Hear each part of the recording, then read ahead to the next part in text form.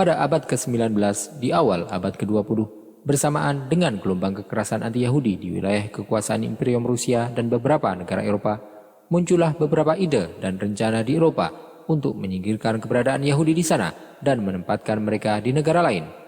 Sebelum pendirian negara Zionis di Palestina, sempat muncul beberapa usulan berkenaan dengan tempat-tempat yang bisa dijadikan sebagai tujuan untuk memindahkan orang-orang Yahudi ke sana. Seperti usulan untuk memindahkan orang-orang Yahudi ke New York di Amerika, serta juga usulan untuk menempatkan mereka di Pulau Tasmania di selatan Australia, juga usulan untuk menempatkan mereka di negara jajahan Inggris yang berada di pesisir utara benua Amerika Selatan.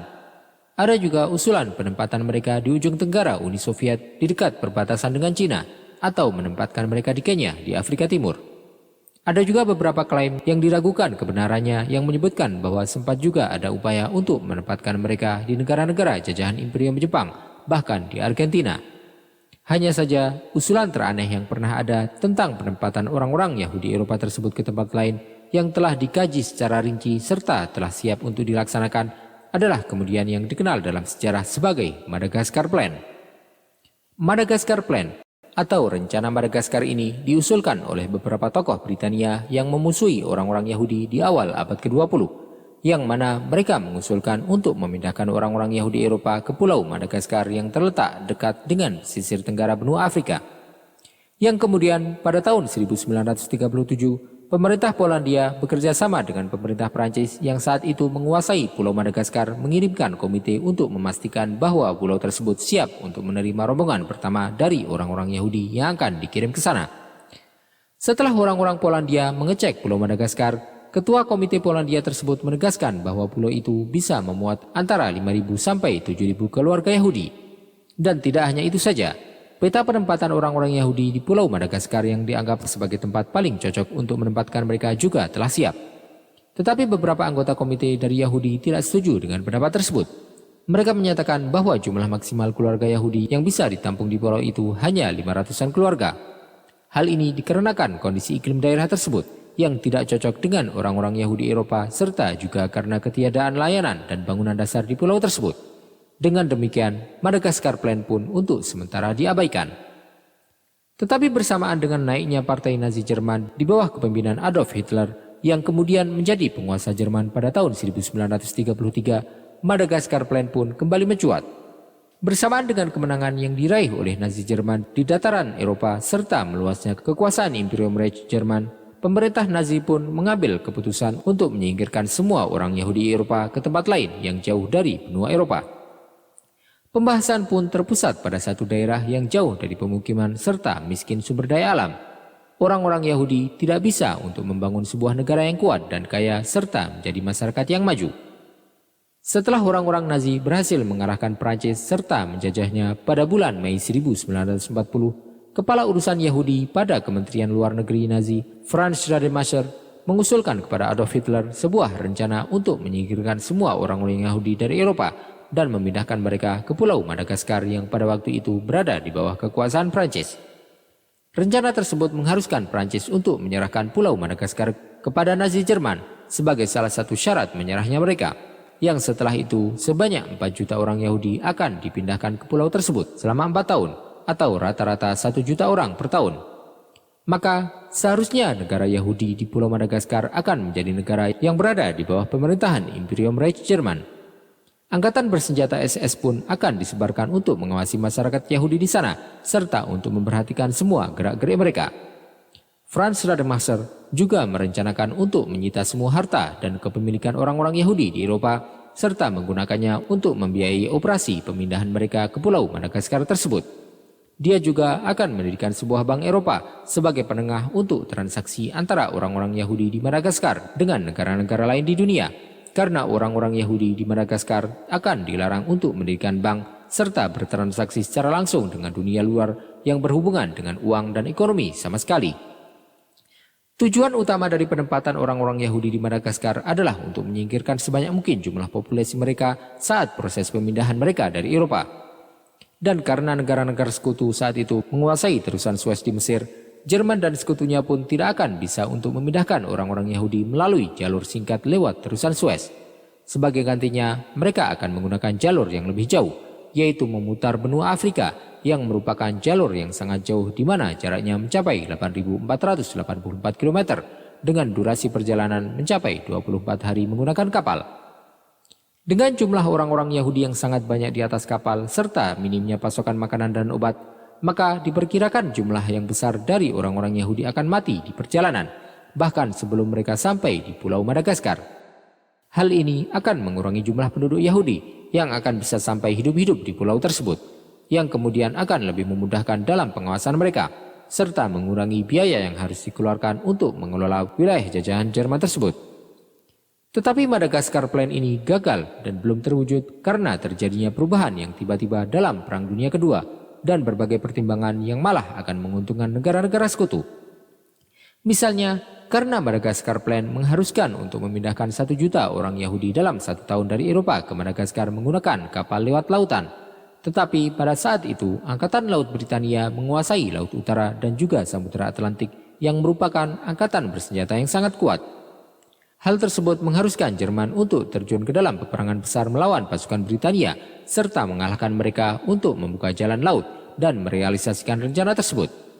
Selain itu, Madagaskar Plan juga bertumpu pada berhasilnya rencana Hitler untuk menyerang Inggris dan memaksa mereka untuk menandatangani kesepakatan agar menyerah, yang kemudian akan dapat menguasai kapal-kapal dagang mereka serta menggunakan kapal-kapal tersebut untuk menjalankan rencana pemindahan orang-orang Yahudi.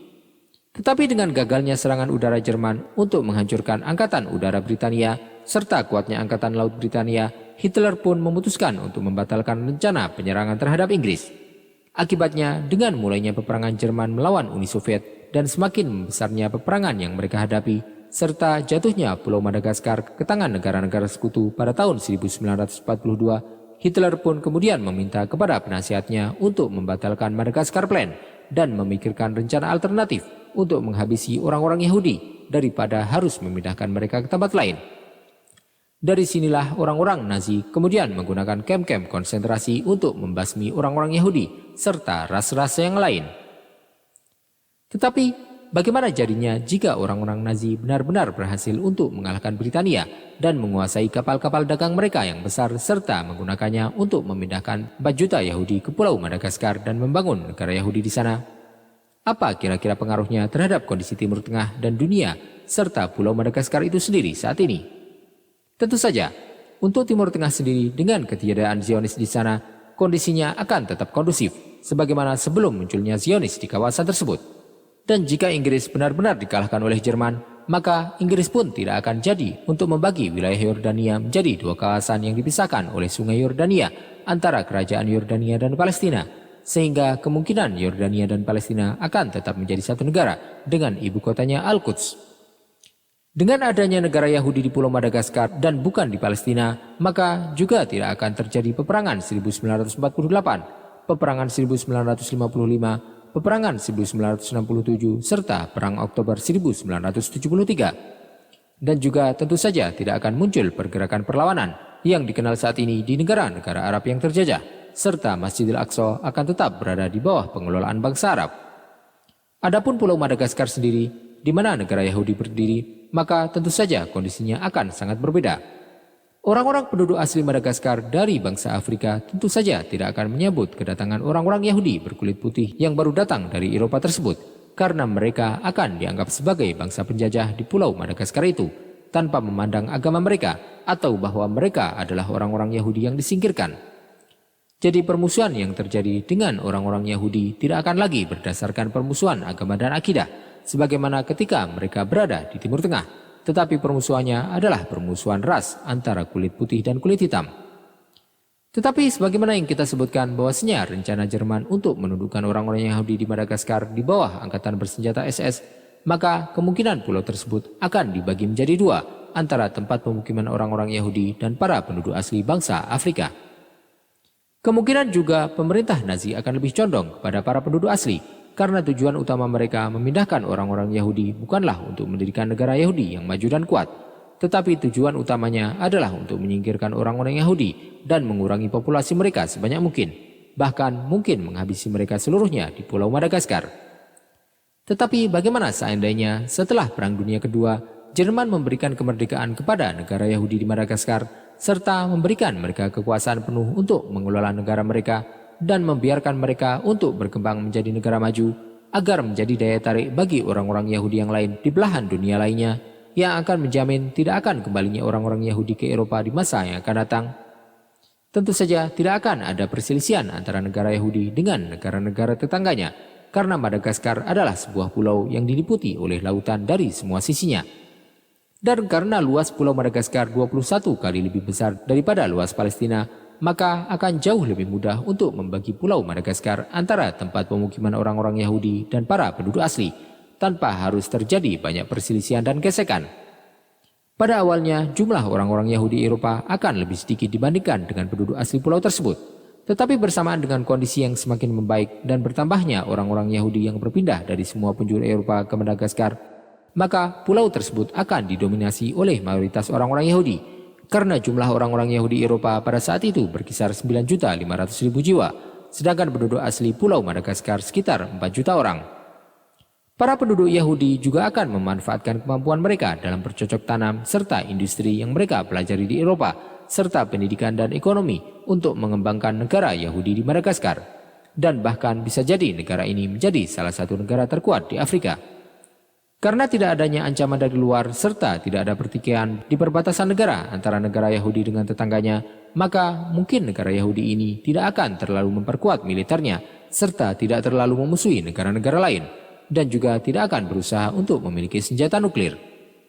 Mereka kemungkinan akan menggunakan politik damai dalam berinteraksi dengan negara tetangganya serta dunia luar, dan bukan bertumpu pada kekuatan militer serta permusuhan. Tetapi, tentu saja keberadaan negara Yahudi di Madagaskar dan bukan di Palestina tidak akan menghilangkan keberadaan orang-orang Yahudi dari Timur Tengah serta wilayah Palestina itu sendiri. Karena sebelum munculnya negara Yahudi di Palestina, telah ada orang-orang Yahudi dari bangsa Arab dan bangsa lainnya yang hidup bersamaan dengan damai bersama orang-orang Islam dan Kristen di Palestina. Tetapi orang-orang Yahudi dari Eropa dan negara-negara lainlah yang tidak akan berada di Timur Tengah, karena mereka akan bermigrasi ke negara alternatif mereka, yaitu Madagaskar, bukan Palestina. Menurut Anda, jika Jerman menang pada Perang Dunia Kedua, akankah kondisinya menjadi lebih baik bagi kawasan Arab? Serta kira-kira apa lagi yang akan terjadi jika Madagaskar Plan benar-benar terrealisasi? Kami tunggu pendapat Anda di kolom komentar.